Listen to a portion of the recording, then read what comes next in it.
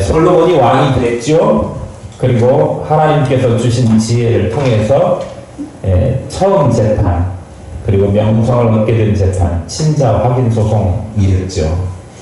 두 여인이 서로 자기 아들이라 그러니까 반절 쪼개주라, 그런 판결을 내렸지 않습니까?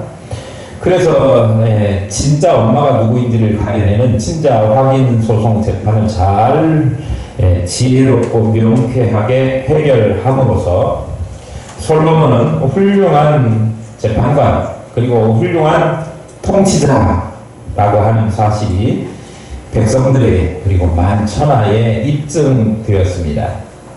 백성들이 칭찬이 자자하고, 저런 사람이면 우리가 왕으로 섬기고 따를 수 있겠다. 그래서 왕권이 강화되고, 그리고 확고하게 되었습니다. 솔로몬이 나라를 지혜롭게 잘 다스리면서 우리가 지난주에 살펴본 바와 같이 행정 조직을 잘 정비했지요.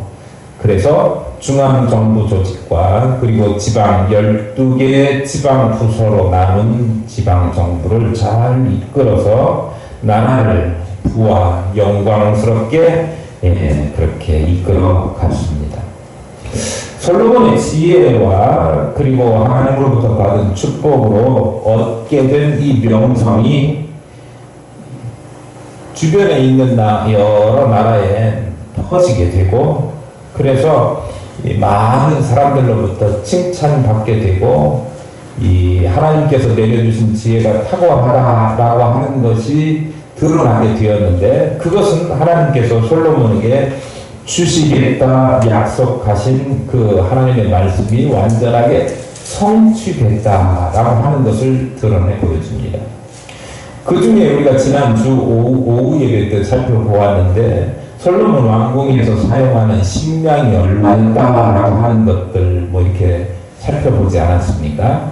그런데 이제 오늘 또 다른 측면에서 솔로몬의 지혜가, 총명이 너무나도 탁월해서 많은 사람들에게 비교될 만큼, 다른 모든 사람들과 비교해서 너무도 탁월하다라고 하는 사실을 오늘 성경에 드러내 보여줌으로써 하나님께서 기브온에서 솔로몬에게 약속하신 지혜와 총명과 그리고 그에 더 필요한 모든 것들을 더하시겠다라고 하는 약속이 실현됐음을 오늘 본문이 보여주고 있습니다.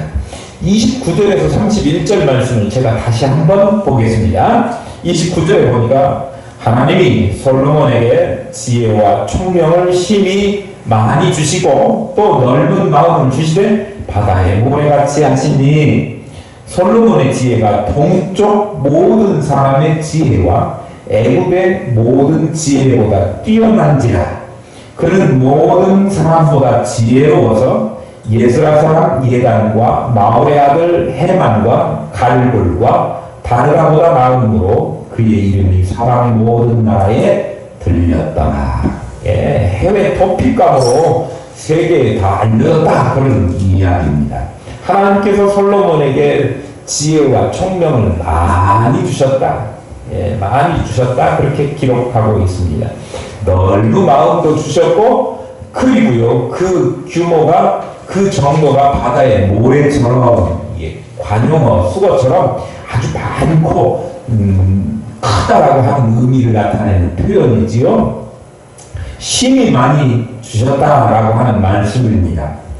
당시의 모든 사람들이 최고의 지혜자로 여겼던 사람들이 거기에 기록되어 있는데, 그들보다도 솔로몬의 지혜가 탁월했다. 특별히 동쪽 모든 사람들보다도 더 탁월했는데, 동쪽 모든 사람, 그러면 우리 생각에는 동쪽 사람? 동방?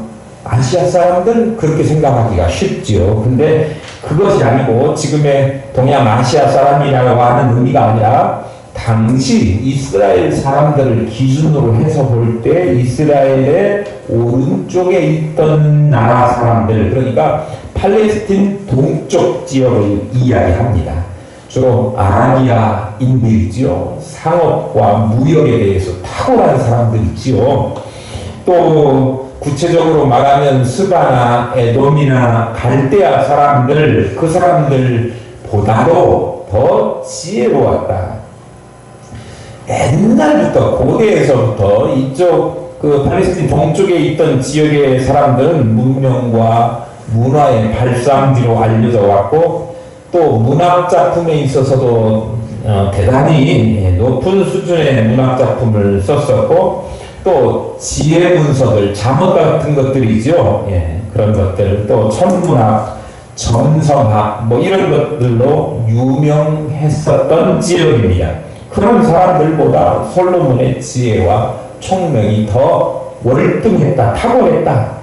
또 거기에 등장하는 사람들 중에 비교의 대상, 솔로몬의 지혜와 총명과 비교의 대상이 또 나오는데, 그게 애국 사람들이죠. 이집트 사람들이라고 하면 이집트 문명이라고 알려진, 지금도 피라미드 같은 거 보면 어떻게 그걸 만들었는가 사람들이 현대 과학으로도 이해하지 못하고 증명하지 못하는 아주 베일에 쌓여 있는 과학 기술의 집약체이지요. 이스라엘 사람들 입장에서 보면 애국은 대단히 큰 나라였습니다. 그러니 그 큰 나라에서 지혜로운 사람들은 얼마나 높이 칭송을 받고 그 수준이 높았겠습니까?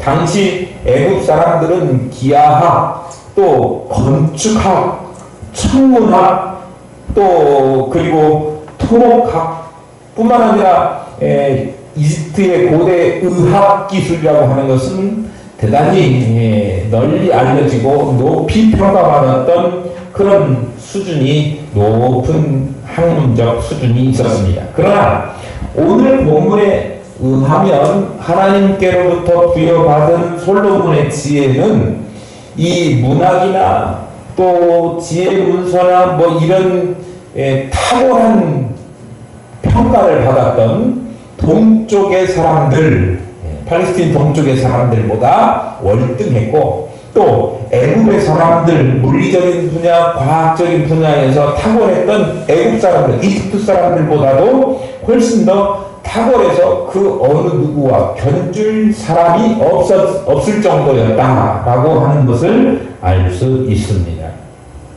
31절에 나오는 그 당시 문화예술 방면에 있어서 명성을 떨쳤던 사람들이죠. 에단, 헤만, 갈골, 또 나오죠. 누구였죠? 다르다. 다르다. 이 사람 이름을 잊어버리기가 어려워요. 다르다. 중국도 세계 우리나라 사람들이 안 잊어버리잖아요. 차이나다. 다르다. 안 잊어버리죠. 이 사람들, 독특한 업적을 남겼던 사람들이에요. 당시 이 사람들 이야기되면 와 그랬던 사람들인데, 이 사람들보다도 솔로몬의 지혜가 뛰어났다라고 하는 사실을 기록하고 있습니다. 그러니까 모든 분야에 있어서 솔로몬의 지혜가 아주 세계 최고 수준의 지혜를 소유했음을 말씀하고 있습니다. 그러니까 이 모든 사람들 중에 최고로 높은 지혜를 가진 사람들, the best of the best죠. 최고의 지혜자라고 하는 사실을 알 수 있습니다.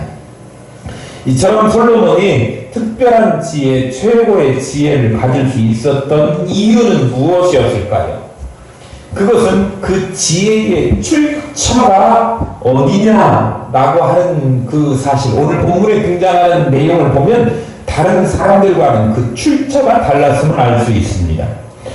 앞에 언급되어 있던 팔레스틴 동쪽의 사람들이나 아니면 팔레스틴 서쪽에 저쪽에 옛날에 종살이했던 애굽이나 이런 데 있었던 사람들은 자신들의 경험과 연구 그리고 학습을 통해서 쌓았고 얻었던 지혜였지만, 솔로몬의 지혜는 지혜 그 자체이신 하나님으로부터 얻게 된 것입니다. 그러니까 그는 지혜의 근본이신 하나님을 경외하는 사람이었고, 하나님께서는 자기를 경외하는 솔로몬에게 세상 누구보다도 더 뛰어난 지혜를 허락해 주신 것입니다. 이것은 우리 모두에게도 마찬가지입니다. 지혜의 근본이신 하나님, 지혜 그 자체이신 하나님을 모신 사람은 세상의 어떤 누구보다도 더 지혜로운 사람이다 라고 하는 사실입니다. 아멘들 안 하시네요. 자기가 좀 지혜로운 사람이 게 싫으십니까? 예. 아멘.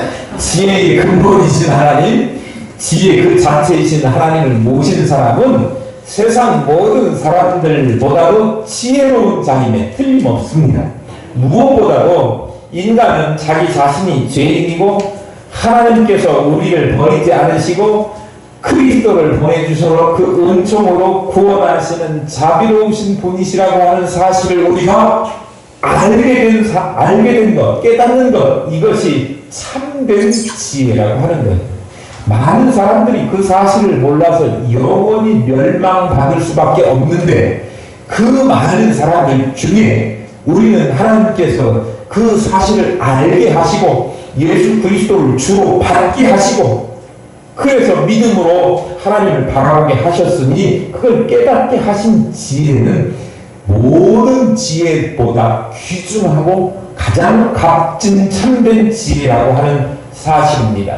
그러니까 참된 지혜의 출발, 지혜의 근본이신 하나님과 자기 자신과의 관계를 알고 깨달아서 그래서 그 지혜를 겸손하게 구하는 것, 예수 그리스도를 믿는 믿음을 사모하고 구하고 받는 것, 이것이 참된 지혜인데 하나님은 지혜를 구하는 성도들에게 후히 넉넉히 주시고 지혜 달라고 한다고 조른다고 꾸짖지 않으시는 하나님이심을 우리가 알고 하나님께 지혜를 구해서 하나님께서 주신 지혜를 가지고 세상을 섬기고 그리고 바른 길을 걸어 나가시는 저와 여러분 될 수 있기를 소망합니다.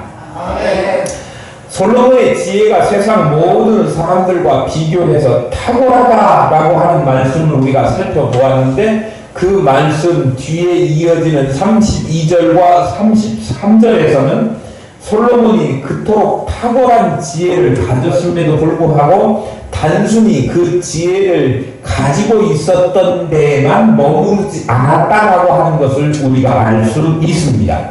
32절, 33절 말씀을 보겠습니다.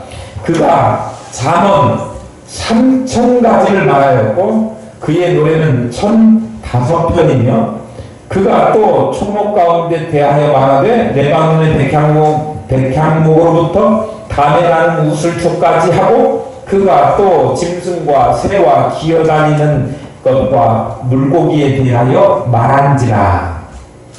솔로몬이 자기가 받은 지혜를 가지고 영적이고 도덕적인 부분에 있어서 그런 자기의 지혜를 기록하는 것이 잠언이에요.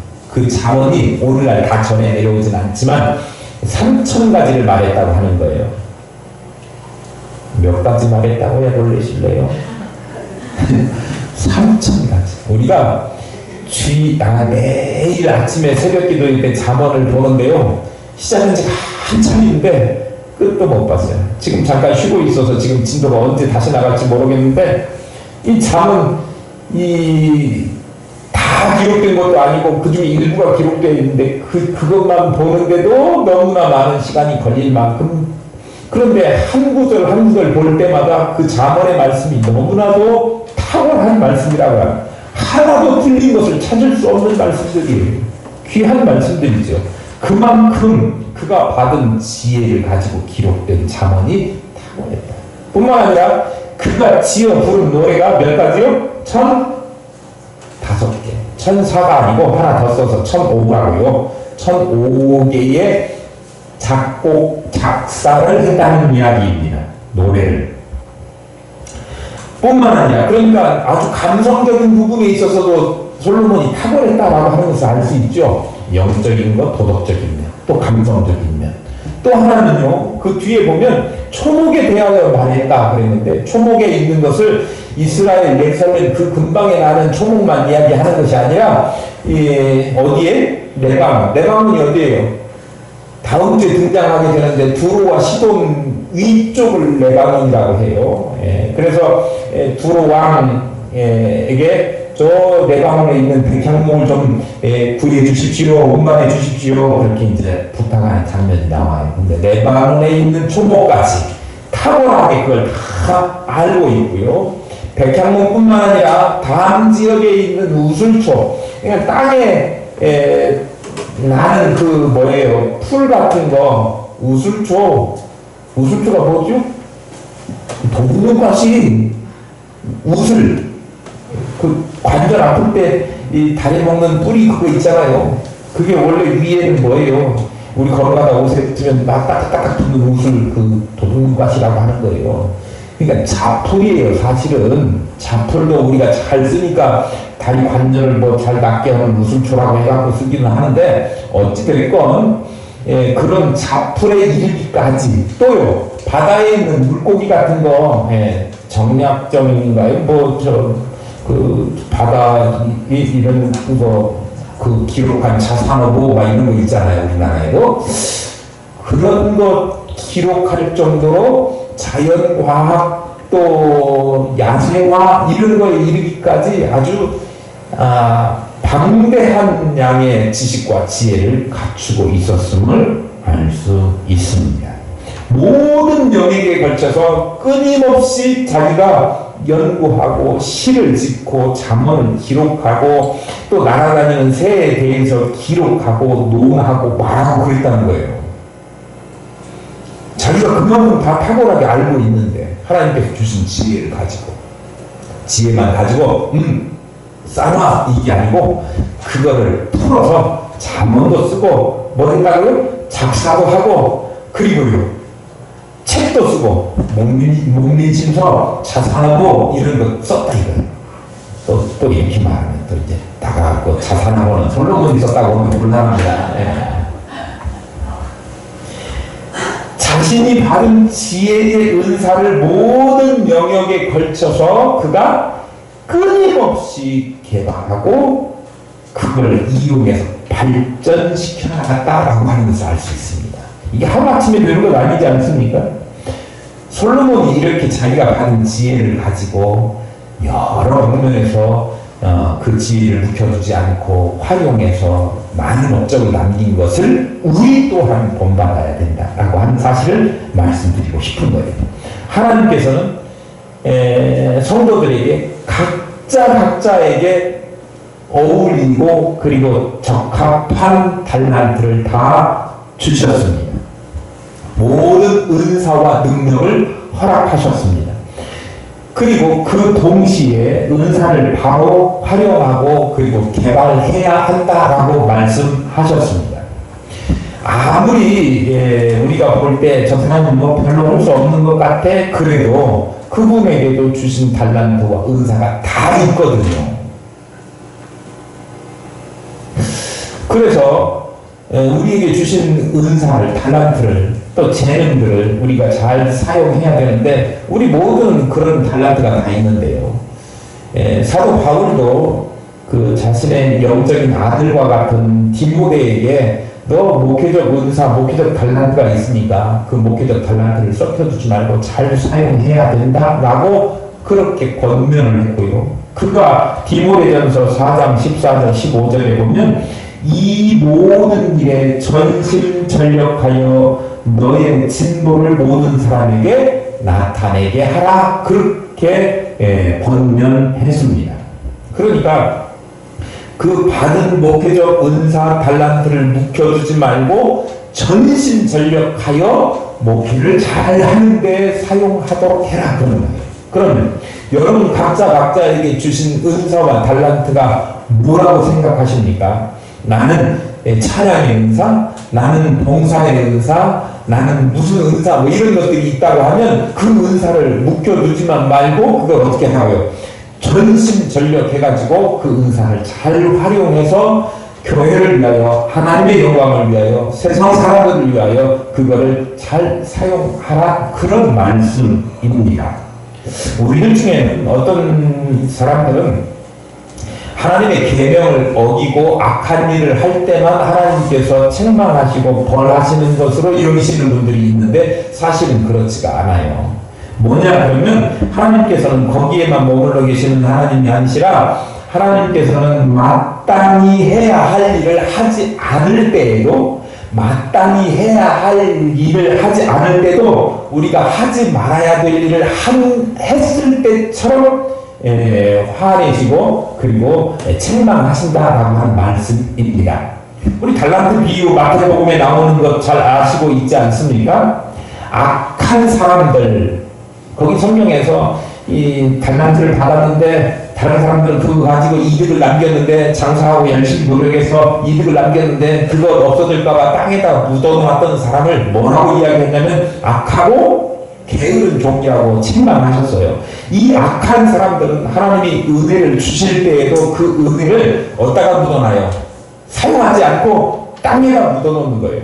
자기에게 주를 위해서 봉사할 수 있는 은혜와 달란트를 분명히 주셨는데 그거를 땅에다가 묻어놓는 것처럼 아무 사용을 하지 않고 그냥 묵혀두고 있는 것, 이거는요 하나님께서 뭐라고 이야기하느냐 그러면 악하고 게으른 종이라고. 자기는 뭐 때문에 못하고 이것마저도 잊어버릴까봐 못하고 그랬다고 가진 핑계를 다 대지만 우리 하나님께서는, 우리 주님께서는 항상 심은 데서 거두고 그리고 땀 흘린 곳에서 열매를 거두게 하시는 하나님이십니다. 그러니까 우리에게 주신 은사와 달란트를 가지고 부지런히 열심히 전심전력하여 그 일을 그 주신 것들을 잘 사용해서 많은 열매를 맺게 될 때 하나님께서 영광을 받으시는 것입니다. 그래서 우리가 은혜로 받은 달란트가 있다고 하면 그 달란트의 소중한 만큼이나 값어치 있는 땀을 흘려서 주를 위하여 충성한 저와 여러분 될 수 있기를 소망합니다. 여러분에게 주신 은사가 뭡니까? 여러분 자신을 위해서 주신 하나님의 은혜이지만 궁극적으로는 그것이 하나님의 영광과 세상 사람들을 섬기도록 주신 것, 부어주신 사명이기도 하다는 사실을 기억하시고 우리가 그 일을 위해서 잘 하십시다.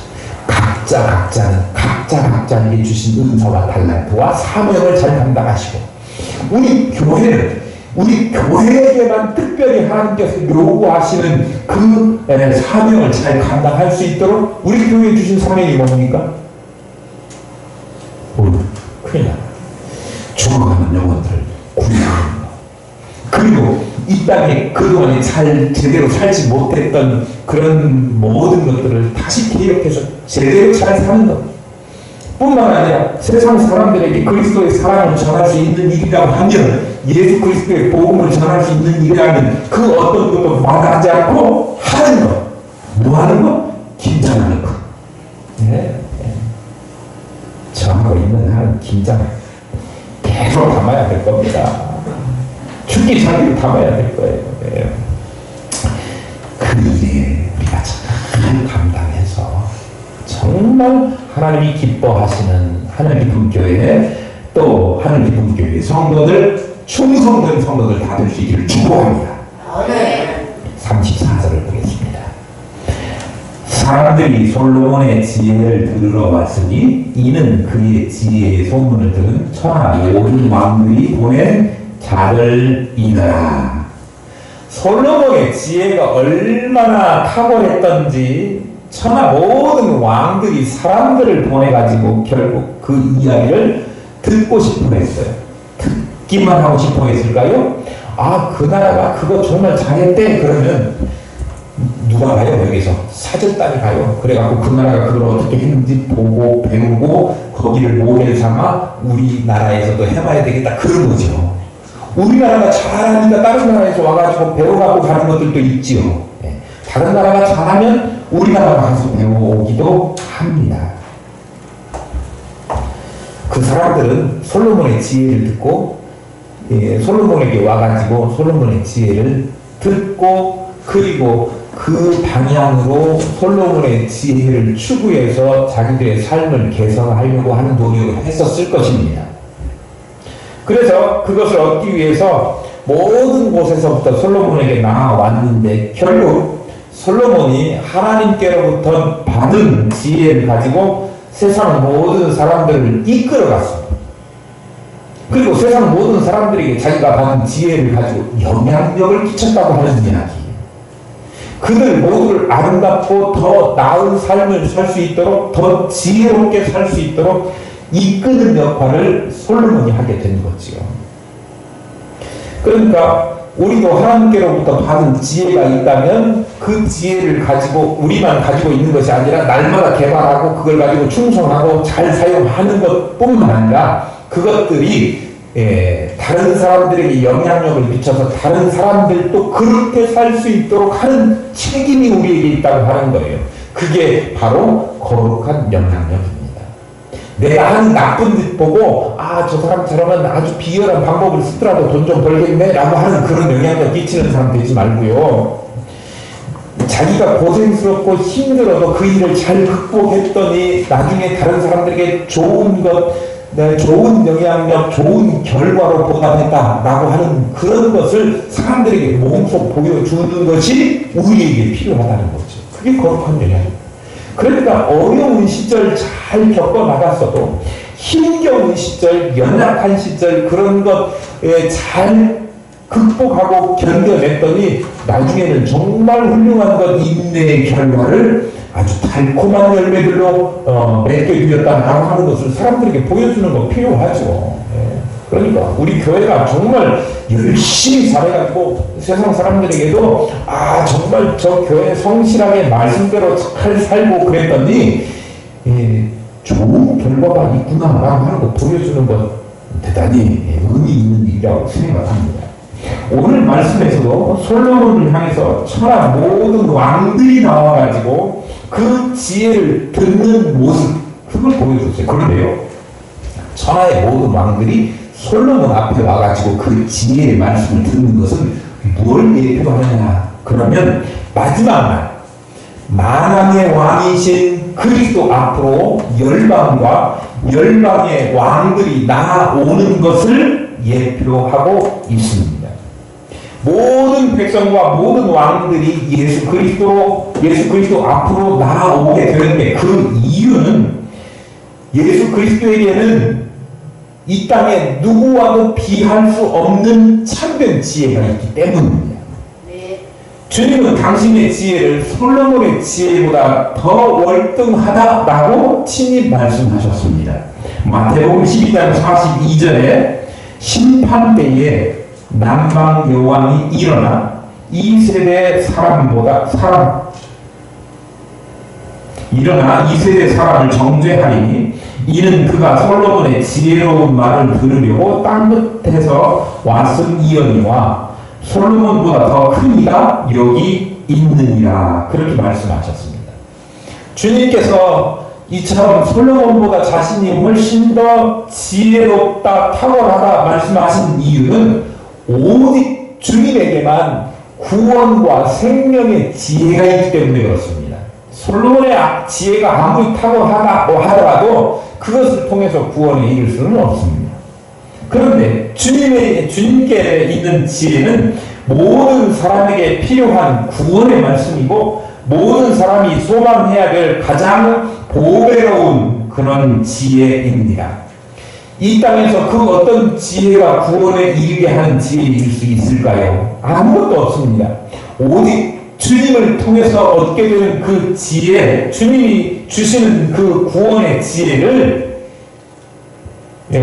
우리가 가장 탁월하게 여기고 그것 없으면 구원 받을 수 없기에 모든 열방들이 그에게 나오고 또 그들에게 구원의 지혜를 베푸실 것이고 그 말씀으로 모든 사람이 통치를 받고 모든 사람을 그 말씀으로 통치하게 하실 것입니다.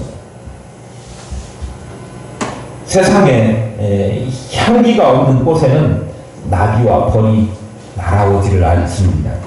반면에 아름다운 향기를 진 곳은 사방으로부터 벌과 나비가 날아옵니다. 오늘 주보에 벌 그림이 있지요.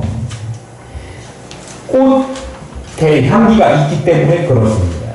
꽃이 나비와 벌을 모으는 것은 모든 사람들, 모든 그 생명체들에게 향기를 내뿜기 때문인데, 꽃이 벌과 나비를 모으는 것처럼 모든 사람을 하나님의 지혜로 이끌어가는 그런 거룩한 영향력을 우리가 가지고 있어야 되겠다라고 하는 말씀입니다.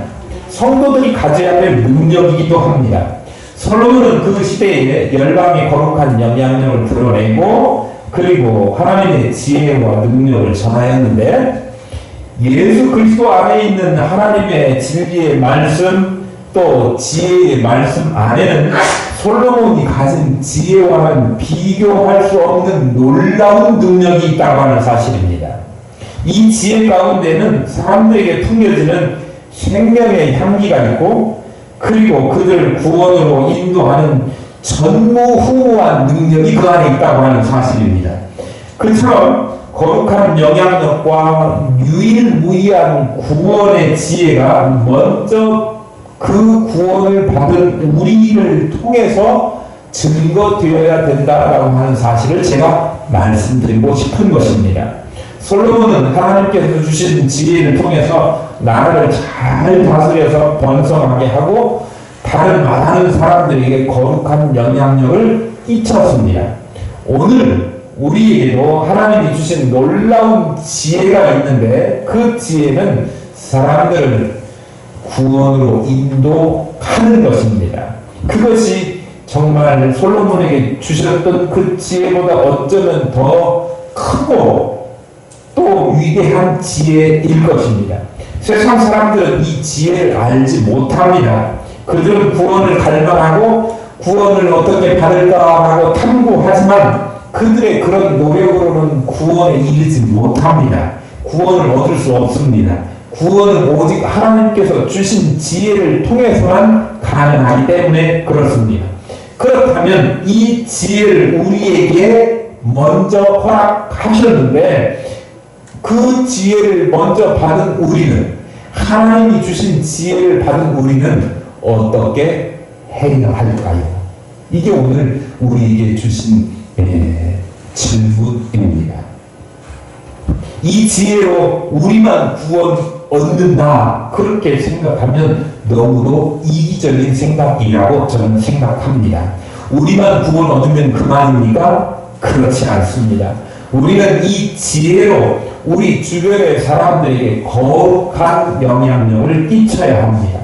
주변 사람들에게 구원의 길을 가르쳐서 그들로 하여금 구원의 길에 동참하도록 해야 합니다. 이 일을 성실하게 잘 감당한다고 하면 주께서 착하고 충성된 종이라 그렇게 칭찬하실 것입니다.